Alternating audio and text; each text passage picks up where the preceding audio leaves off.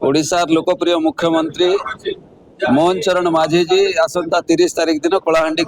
ग्रस्त आसुचंती। से कलाहांडी जिले में अंत्योदय गृह योजना जहाँ सारा ओडिशा पई लागू हेबो तार शुभ उद्घाटन करिवे कृष्णानगर पड़िया भवानीपाटना ठारे। एठी बहु संख्या रे लोक समावेशित हेबे और से समावेश रे मान्यवर मुख्यमंत्री से अंत्योदय गृह योजना शुभारंभ करिवे एवं कलाहांडी बासी पाखापाखि 400 कोटी टंकार प्रकल्प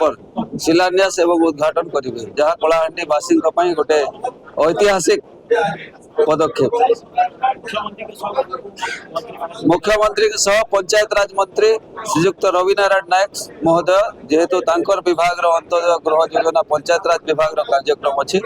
पंचायत राज मंत्री उपस्थित रही। आज सांबादिक सम्मेलन में आम समस्त को अवगत करने चाहना माननीय मुख्यमंत्री कलाहांडी गस्त आपण मैंने समस्ते जानी आसंता 30 तारिख दिन 10 घंटा भितर मध्य माननीय मुख्यमंत्री कलाहांडी आसुच्चंती अंत्योदय गृह योजना तार उन्मोचन करने शुभारंभ करने तेणु से ही कार्यक्रम निहाती भाव आज जो भाया भाव मुख्यमंत्री गस्त को लेकर समग्र कलाहांडी जिले में गोटे जो भाया भाव देखा कार्यकर्ता साधारण लोकंर मन में उत्साह गोटे बहुत बढ़िया परिस्थिति अच्छी कारण लोक अवगत कर सारे ओडिशार मुख्यमंत्री माननीय मोहन माझी से लोकंकर सरकार लोकंकर कथा बुझुचंती लोकंकर समस्या समाधान बाट बाछुचंती से महिला हो से चाषी हो से युवक हो कि से गरीब हो समस्त किभली भाव में सामाजिक स्तर में उन्नति आसो समस्ते किभली भाव में